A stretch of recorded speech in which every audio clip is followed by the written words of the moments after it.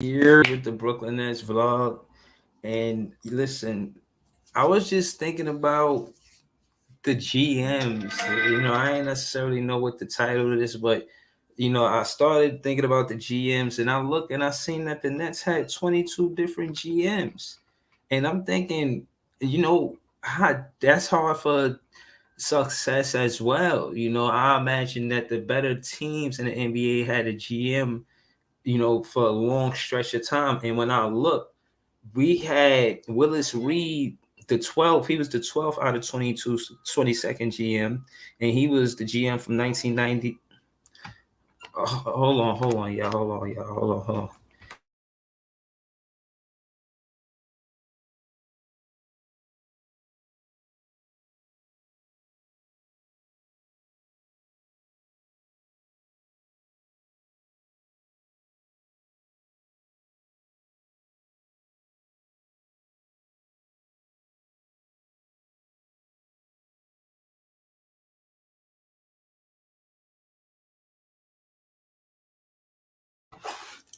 Yeah, part. But yeah, listen, the GMs, we had 22 of them, and it looked like the longest someone sat in that chair was from 1990 to 1996.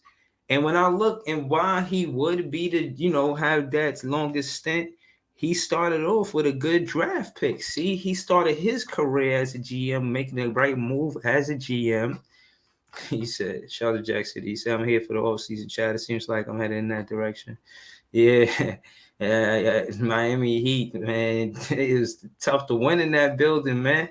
I see, man. T-Town gonna have a rough Saturday, but yeah, but I'm talking of 11 a.m. KVN who run the city the podcast. But yeah, back to this.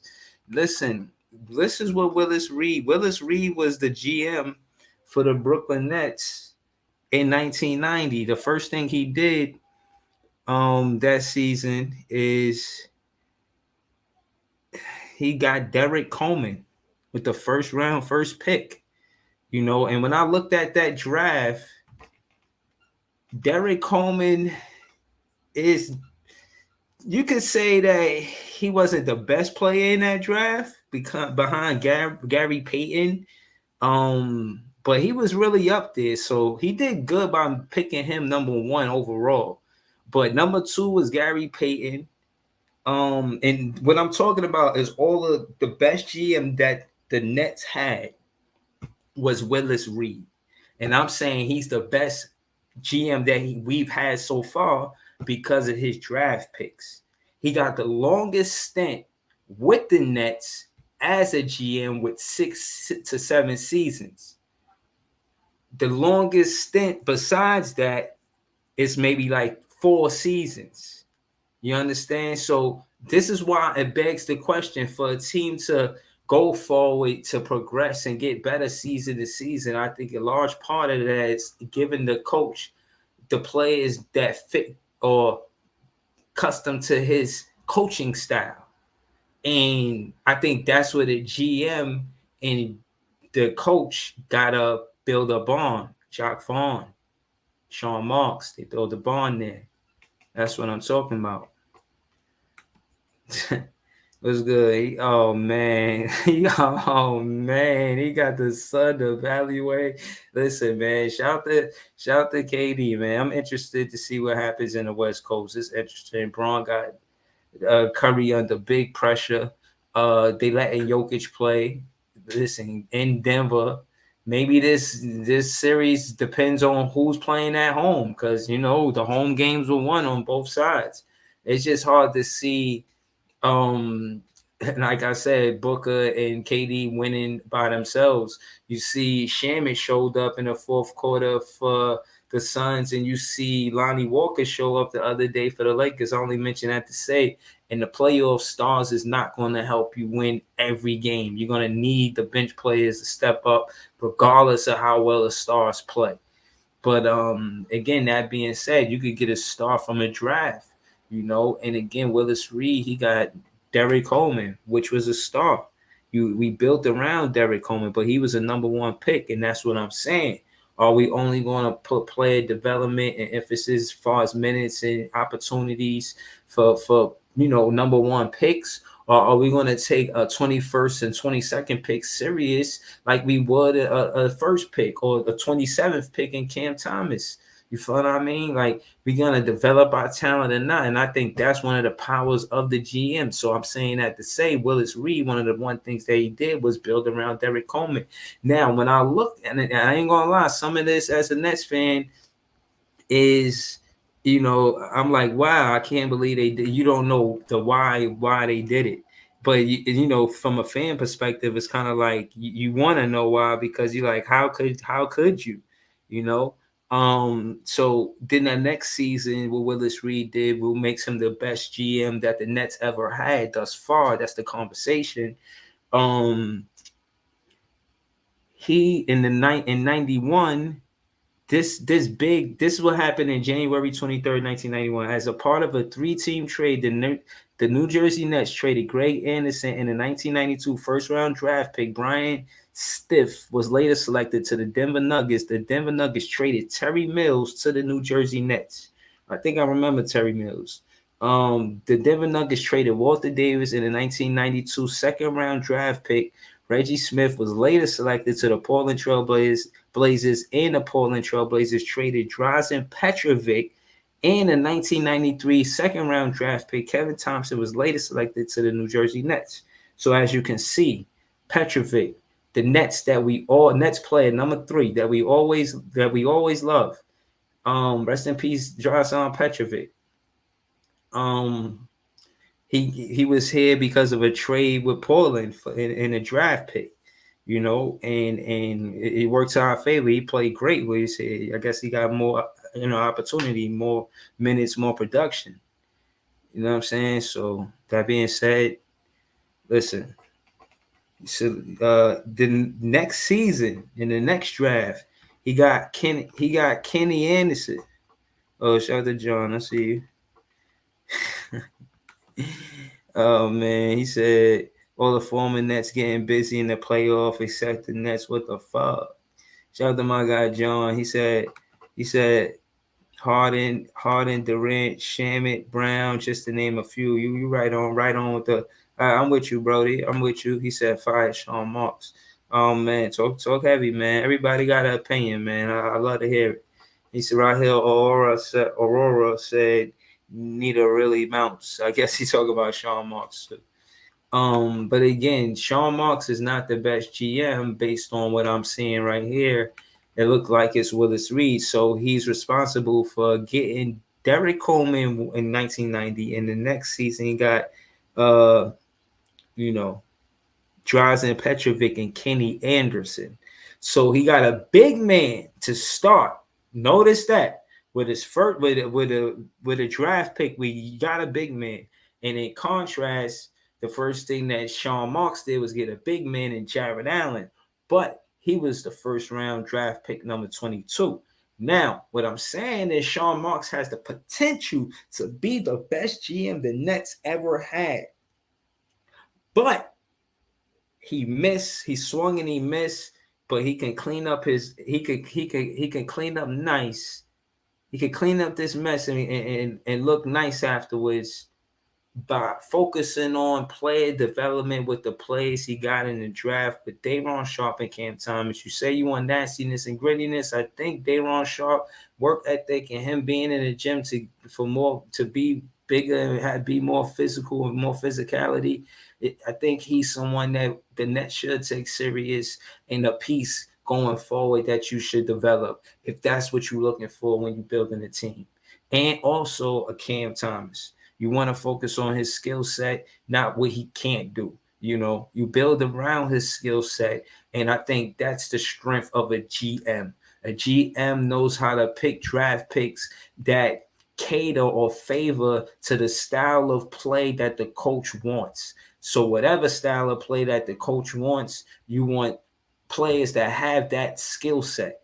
And don't draft them if they don't have that skill set. Or if you do draft them, work with them. Work with them with player development. How much energy are we putting into player development?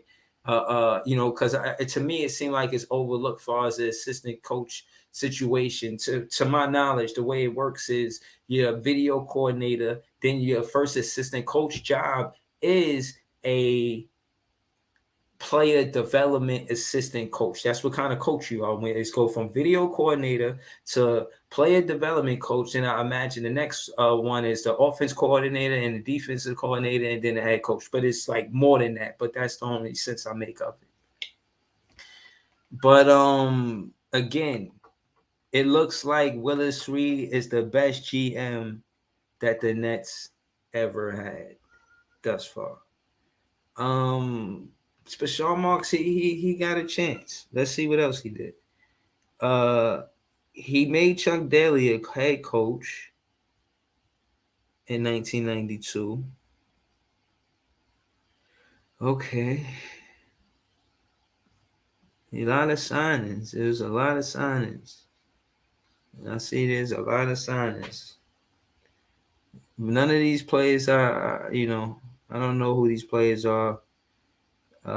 Manuel Brown, I heard of Rayfield Addison, Dave Field. I'm not gonna lie, I don't know who these guys are. PJ Brown, I heard of PJ Brown, Steve Rogers, maybe.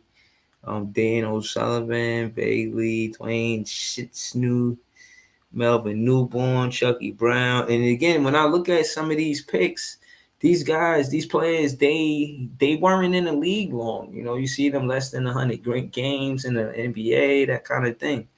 But again, he did some good. Now, this is the more interesting part that I was upset about, because in '89, Mookie Blaylock, it looked like he came to the Nets. But when I look, okay, so it's not here because he got to the Nets before he was the GM. Right. So now we got Kenny Anderson and Mookie Blaylock on the same team in 1992. So my thing is this. I don't know why they maybe Mookie Blaylock wanted to start and that's why he left. Otherwise, having Kenny Anderson and Mookie Blaylock on the same team is amazing. But he got traded in November, so that's like, when the beginning of the season. That being said, I disagree with that. I don't think that was a good move, but it seemed like something he had to do, to be honest with you. We had a for 1994. He had I skipped past 93. Pardon. 93, nothing. He's Rex Walters. He got selected first round, 16 pick. So you can see he had two top 5 picks in Kenny Anderson and Derrick Coleman, and then after that he didn't really have no top picks. In the teens, he had 16th pick. Just showing you season to season what each like these GMs they have as far as draft picks and who they selected. What was that draft pick? So now you got Ed O'Bannon selected in 95. He was a ninth pick, first round. Let's see how he did. He played 128 games, averaged 5 points, right? But let's see who else was in that draft. So he missed. Okay, that's a miss. You got Ed O'Bannon for the 9th pick. Let's see who else was in that draft.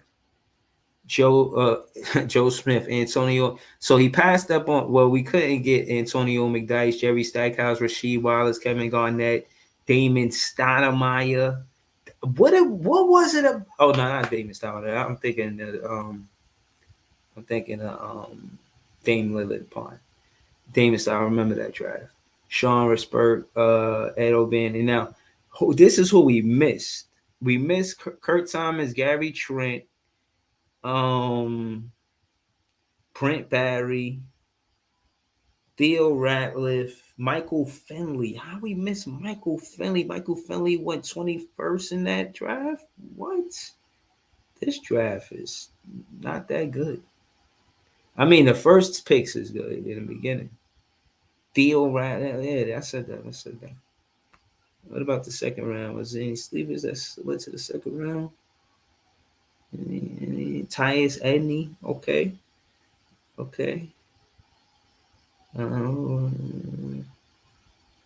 Nope. Word. So yeah, listen, Ed O'Bannon.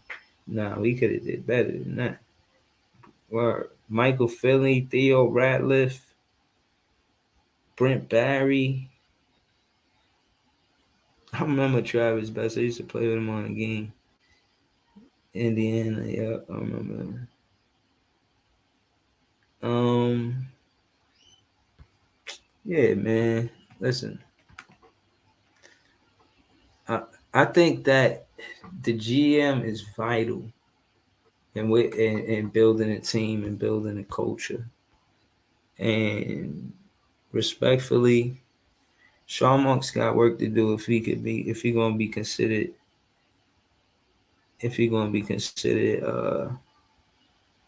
the best GM that the Nets ever had. In '95, he traded Derek Coleman. Wow, I don't know. What I will say is to keep the draft. The draft is so important to the GM.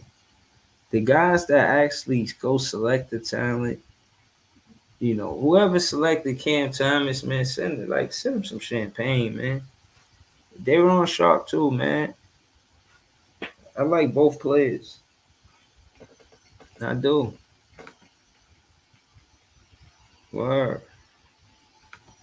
Shout out to Barry. He said you watched the games yesterday. Yeah, I didn't get a chance to watch it. I was listening to it, and I trolled the Knicks after they lost to Miami.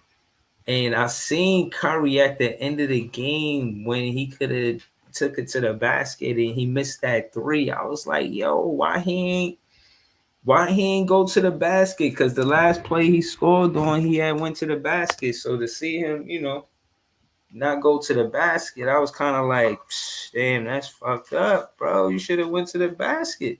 You got to put pressure on the refs to draw that foul. You Curry, they gonna give it to you. I know 3-pointers is easy, but think about free throws. You could have drew the foul on AD. Even him being one of the better defenders, I just thought that three from 29 feet was ridiculous. Shout out to my guy, unpopular opinion. You know what I'm saying? I'm gonna be here for a minute. Throw this in the chat for my guy. Yo, man, if y'all pull up later tonight too, man, because unpopular opinion gonna have a podcast called Heart of the City at 8:30. You know what I mean? So it's gonna be a lot of conversation, you know what I'm saying? I'm pretty sure they probably speak on the playoffs. It's gonna be a lot of things, you know what I mean, to speak on. But yeah, man, I think Willis Reed is the best GM that the Nets ever had. And if Sean Marks want that title, if he want to say that I'm the best GM that the Nets ever had, he's gonna have to do more. I just wanna show y'all something. You know, I wanna show y'all something. Appreciate you, man. Appreciate you. If you like something, hit that like button. Yeah, man, for real, man. Word up. Let me show y'all something though.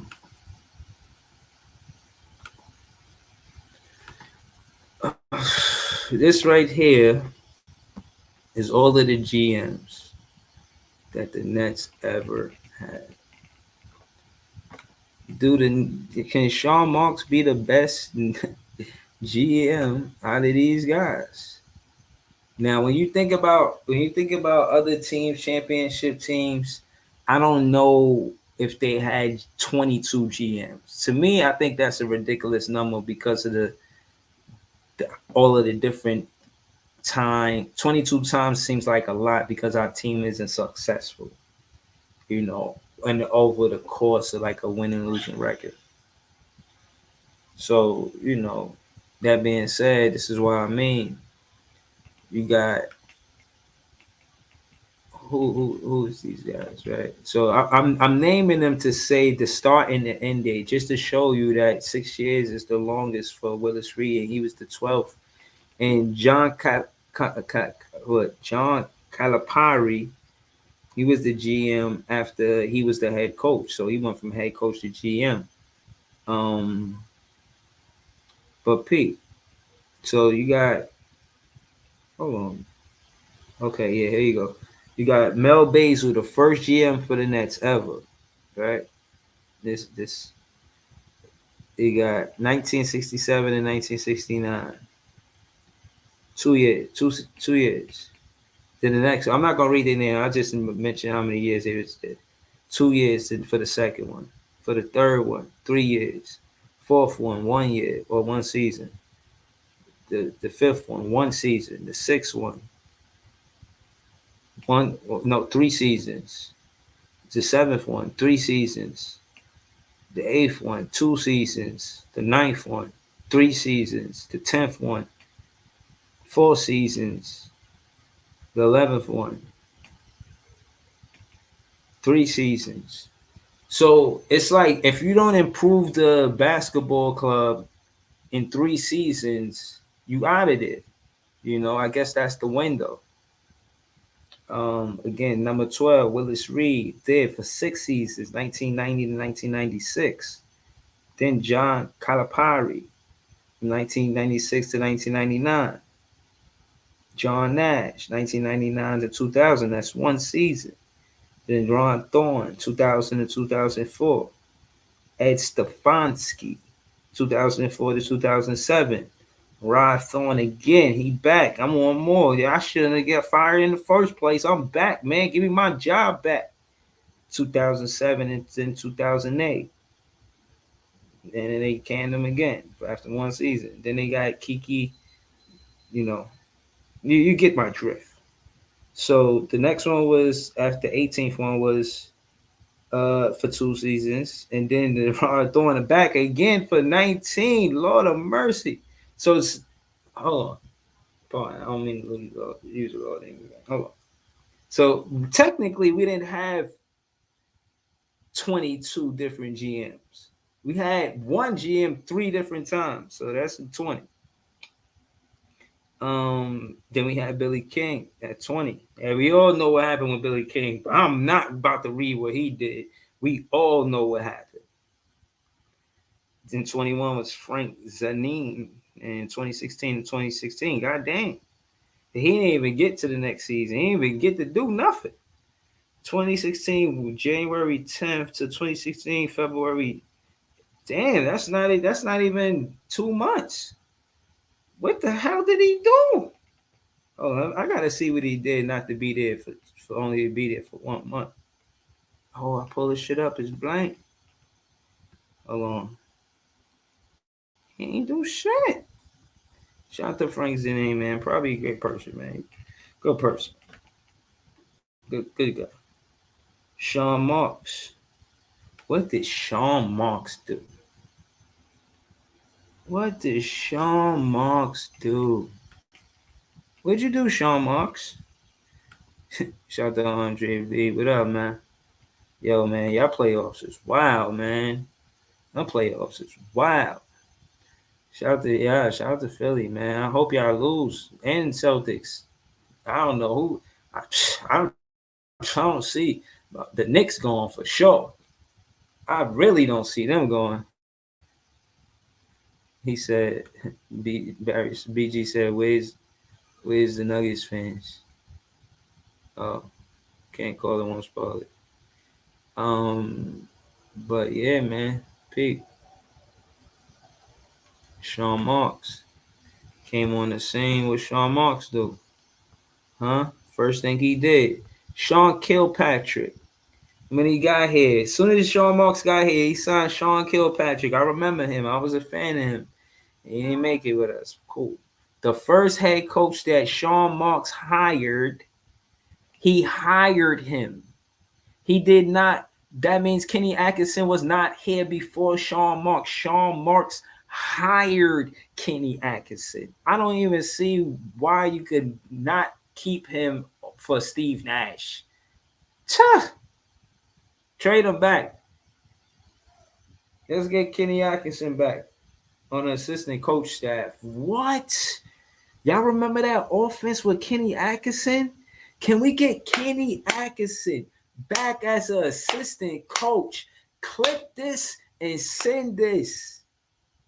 if Kenny Atkinson doesn't want to be a head coach, can he come back and be a assistant head? Can he be an assistant coach? Can we get that? Is that possible? Wow. What else? What else? Sean Marks do when he got here? What? What? Oh, all right, rapping. Shout to Andre B. It's Brooklyn all day. Uh, yeah, man. Hold on. What else? Sean Marks did. Isaiah Whitehead, that was my guy. I remember Trevor Booker. That was my favorite player on the team. Joe Harris, multi-year contract, same season. That's what Sean Marks did, right? Still 2016. Spencer Dinwiddie, huh? He got Spencer Dinwiddie in 2016. Yo, what's good? Unpopular opinion. What's Yo, good with can you hear me?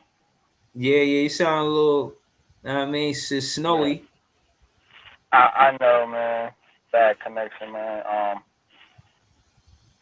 But yeah, man, just want to chop it up with you if I could, man. Let me see if I can get this mic working right. Yeah. Try to fix the mic. Try to fix the mic. All right. So boom. In 2017, he drafted Jared Allen, first round, 22nd pick. Drafted Kyle Kuzma, first round, 27th pick. Why he didn't keep Kyle Kuzma? I don't know. I don't know. But he did. He traded Kyle Kuzma and Brook Lopez to the Lakers for Moss Goff and Russell. Now, Russell worked out for us.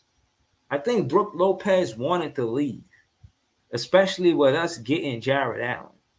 But I wish we would have made it work with either Jared Allen and Brook Lopez or Jared Allen and Kyle Kuzma. I'm just looking at what he did to see whether or not he's doing behooving the Brooklyn Nets. Some people like Sean Yeah, Marks, Sean some Marks people is don't. not doing his job, bro, at all. Can you hear me now? Yeah, but I know I have no problem hearing you.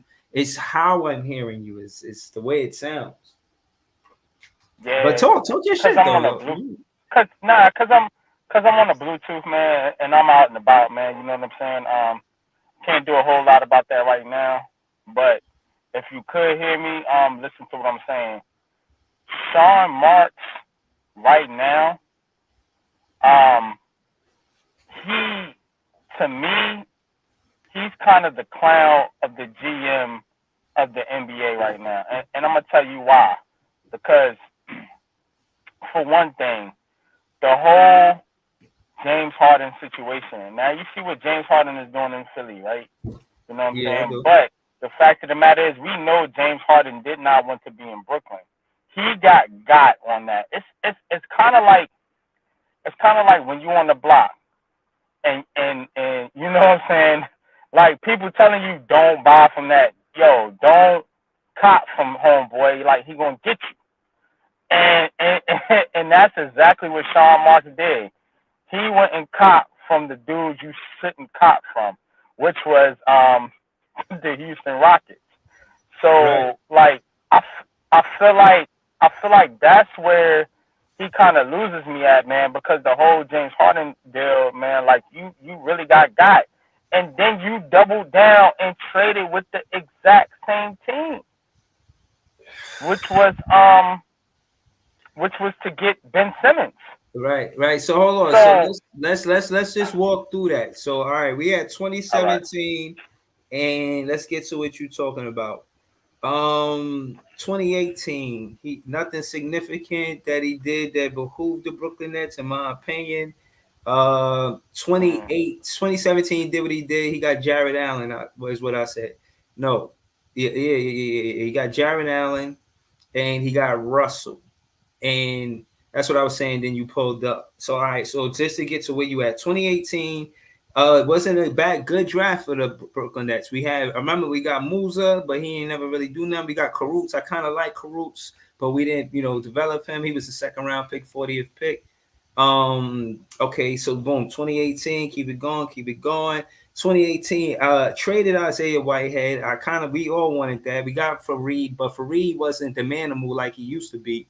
But we got a 2019 first round pick and his top 12 protected, right? Boom, traded in 2018. Also, he traded Jeremy Lin, a 2023 second round draft pick and a 2025 second round draft pick to the Atlanta Hawks for who? Yo, I don't. I saw Cordinia. So my thing is this. Nah, he missed with this. Hold on. I didn't even know this. He traded a 2023. This is back in 2018. He traded a 2023 second round draft pick and a 2025 second round draft pick to the Atlanta Hawks for a player that I never even knew was on the team. What? All right, so 2018, he got shot in Napier. I remember him. I wasn't a fan that much. He did all right. 2018, second round draft pick. He got Raekwon Gray selected. That draft pick became Raekwon Gray. Okay. Oh, I want to talk in circles. Hold on. Let me see what this is. What happened? He left. There you go. Yo. Yeah, I'm here. All right, so hold on. I'm almost there. Hold on. 2018, 28. Okay, Sadiq Bey. I remember him. I wanted to keep him. He traded Sadiq Bey. Yeah, I remember him. Yeah. I remember him. He signed in 2019. That was 2019, and also he got Damari Carroll. I remember him too. I don't know if I was okay with it, but it was all right.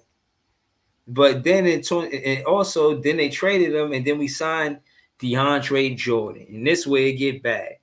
We signed DeAndre Jordan. That was bad right there because you basically gave Jarrett Allen minutes to DeAndre Jordan, and DeAndre Jordan was in Lob City. DeAndre Jordan, he was not that no more. You know what I'm saying? We signed Kyrie, signed Nick Claxton, signed Russell as a free agent, traded Graham Napier and D'Lo to the Warriors for KD and a 2020 first round draft pick. Did that first round draft pick become Cam Thomas? I don't know. Let me see. 2019, Theo Pinson, Gary Temple, Wilson Chandler. I remember these players. David Numwa, he was good on defense, but he couldn't stay healthy. 2019, we also got Caris LeVert. All right, so yeah, none of that shit matter though, bro. None of that shit matter though, bro. You know what I'm saying? If look, if Sean Marks is a good drafter, right? And I have the same conversation with Giants fans about this with Dave Gettleman. Some people say, oh, well, Dave Gettleman, I mean, he got Saquon Barkley, he got Daniel Jones, but look what he did to the rest of the roster. Like, you know what I'm saying? A dead clock is right, you know what I'm saying, twice a day. You know what I'm saying? But look at the rest of what this man has done, man. He has completely dismantled the Brooklyn Nets twice. What are you talking about? This is the Sean Marks. Okay, so when you say dismantle, what's the first time you talking about? What you talking about? Exactly. Okay. So we talking about the whole just break James Harden trade, I guess. Yeah. Dinwiddie, LeVert, and Russ and all those guys that we got rid of to bring in James Harden. That's pretty much the first time. The second time is when he just did it just now, right, with the Kyrie Irving and Kevin Durant trades. So you're going back to square one again. So are we gonna look? Are we gonna keep letting this dude, man, drive the car blindfolded? We gonna keep letting him drive drunk. We're gonna keep letting him, you know what I'm saying, be all over the road, in and out of lanes, switch to this lane, switch to that lane. Like, I'm done with this cat, bro. Be honest with you. I'm done with Sean Marks. And the reason is because he crashed the car twice. Like, I give you the one pass. All right, you crashed. You was drunk. You didn't know what you was doing. Yeah, we're going to put you in rehab and VASAP and all that shit. and then you go out and you do it again. No, man. No. Get him out of here, man.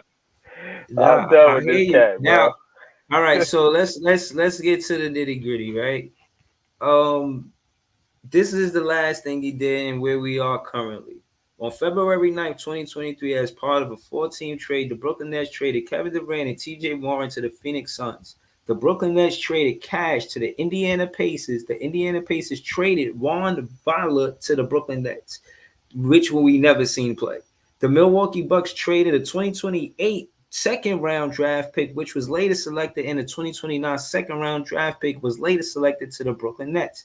The Milwaukee Bucks traded George Hill, Serge Ibaka, Jordan Namwara. A 2023 second round draft pick was later selected, and a 2024 second round draft pick was later selected, and a 2025 second round draft pick was later selected to the Indiana Pacers. The Phoenix Suns traded Mikal Bridges, Cameron Johnson, and 2023 first round draft pick was later selected. A 2025 first round draft pick was later selected. So, okay, a 2023 first round draft pick is good. That's this season. If they gonna, like you said, if we're gonna get players and focus on it, because what I was saying earlier, what sense does it make if we got all of these draft picks if you get talent and don't play them? The last player that we gave minutes for real was Jared Allen, and before that was Brook Lopez. So when you think of the history of the best GMs, the better GM, Willis Reed over Sean Marks, right now is because he drafted Derek Coleman, then the next season drafted Kenny Anderson. So my point is, you know what that is, Breezy, though? Not to cut you off, brother. You know what I'm saying? I just want to have a convo with you, man, because this is good stuff, man. Y'all hit that like button for my brother, man.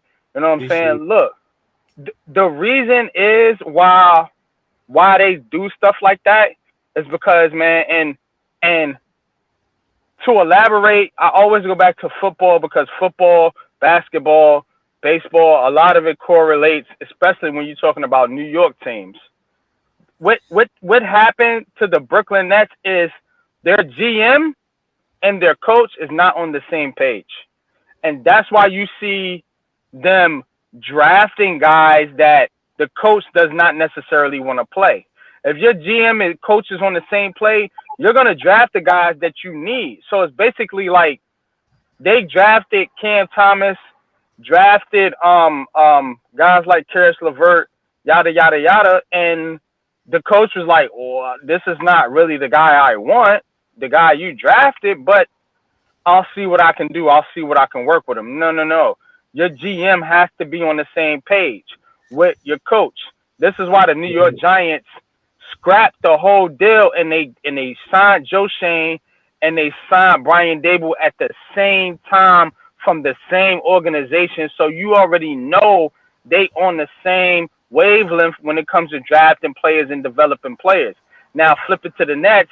The Nets aren't on the same page. Sean Marks isn't on the same page with the coaches that he's hiring because he's hiring coaches, I guess, pretty much that he necessarily isn't in line with, isn't in lock tune step with, because, you know, he's kind of being pushed to fire this guy, hire this guy, because of, you know, the players that were on the roster.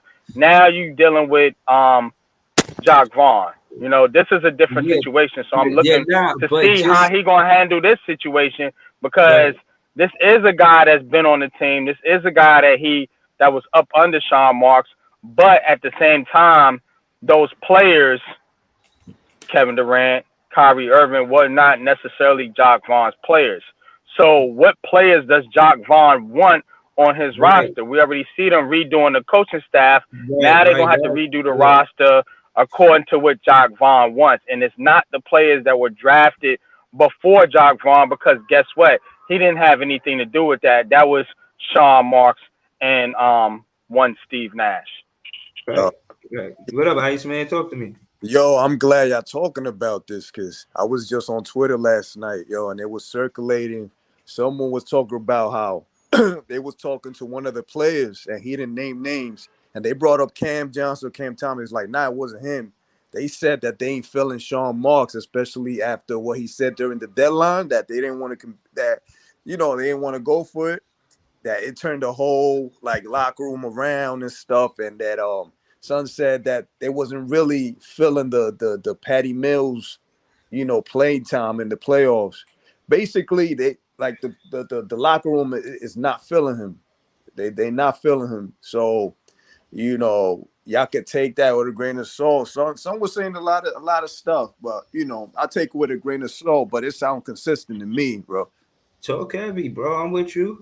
Saying so.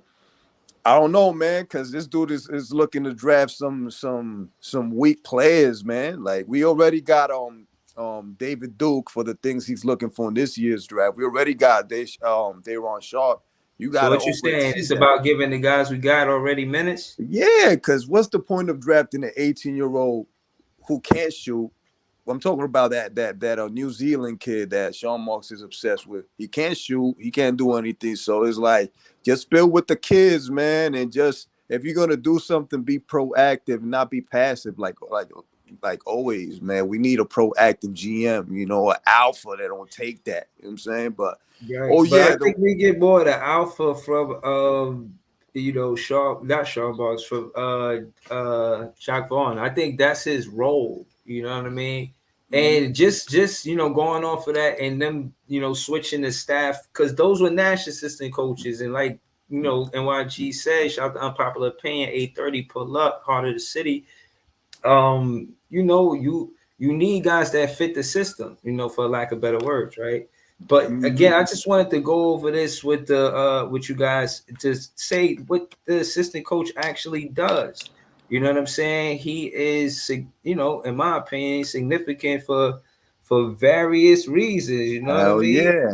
Like, so they got a guy that it's how you say he do more than one thing. You know what I mean? So I think the fact is that he could, not he, whoever they select. You know what I mean? They got to help Jacque Vaughn with offense. The first thing first. That's got to be the first thing that they help him with, because that style of offense had us losing games with pick and rolls with Spencer and Royce O'Neal. Then whoever open shoot the three. The defenses love that. Yeah, you know what I mean? They want us to do that. Right? Absolutely, because look at Golden State. Kenny Atkinson be running like he the coach. He been filling in the holes that Steve Kerr can't. So we need to do like that. Yeah. I was saying that. What if we could get Kenny Atkinson as an assistant coach? But I don't think that could happen, man. I think that that Sean Marks hired Kenny Atkinson. That's the weird thing about it. He actually hired him. But y'all see this on the screen? Yeah, can y'all see this? Yeah, we can see it. Oh, all right. Yeah, I see it. All right, so look, this is what the assistant coach does, right? He says, while the head coach is responsible for the entire team, an assistant coach's primary responsibility is the things that require time that most head coaches don't have the luxury of, right? So they got a video for it. I won't go through it. I'll just read what it says. It said, assistant coaches are often tasked with in-game basketball preparations, evaluating opposing teams. Stop right there. That part right there. Assistant coaches are often tasked with in-game basketball preparations, evaluating opposing teams, and executing offensive and defensive strategies during live games. Did you know that the assistant coach was that important? Absolutely. That's important. If an assistant, that's the responsibility of the assistant coach. That means he out there with the head coach talking to him. You got to be talking to him. And he's the one that tell him like, yo, play this person instead. Play this person instead. You understand? Mm-hmm. So if he's the thing about it is, though, what y'all missing is the relationship with the head coach and the general manager. Mm-hmm. And when the head coach is not in line with the general manager, you see the situation with the Brooklyn Nets, where I gotta disagree with that, bro. I think they gave him the bag because he's, I think he went wrong. He tried to invest in KD, he shouldn't have did it. He tried to invest in Kyrie, he shouldn't have did it. He shouldn't have made those trades. And he feel like the one right thing he did is building a culture. You do it from the coach, not from a free agent. And I think that's the direction they went. But and you don't know for the playoffs. But the thing about it is, Breezy, is we don't know how Jacque Vaughn feels about some of the players that Sean Marks drafted because he was not a part of that. You see what I'm saying? And that's where the disconnect is. Yeah. That whole nastiness and grittiness, again, that's why I had the stream when I said Nas Reed, Mark Williams, or Jalen Duren. It was me and Leaf, and there was a few other of us. And we was just talking about those are three guys that help us with nastiness and grittiness. And then we was all talking about just nastiness and grittiness. And he was like, yo, what about the coach? We got to get assistant coaches. And then I see them looking for James Borrega. And I'm just thinking like, I see him sort out, but he may beat him for that head coach job in Houston. Maybe he's a good look for assistant coach for the Brooklyn Nets. But what I will say is this. If we agree that Jacque Vaughn is a defensive style coach, then he need assistant. And you see what this says. It says assistant coaches are often tasked with in-game basketball preparations, evaluating opposing teams, and executing offense and defensive strategies during live games, like in some more shit. But I'm just saying that to say that's how vital they are next to that's your Batman and Robin. Oh, that's something, what I'm saying? That's my guy. That's that Double Dragon type shit. You know what I'm saying? Remember that Double Dragon and shit? Yeah. So listen, man, I love to stay forever, man, but I gotta dip like a chip, man. Shout out to y'all, man. You're ready. But yo, man, I'm man. Appreciate you, bro. Basketball, man. Shout out to y'all, man.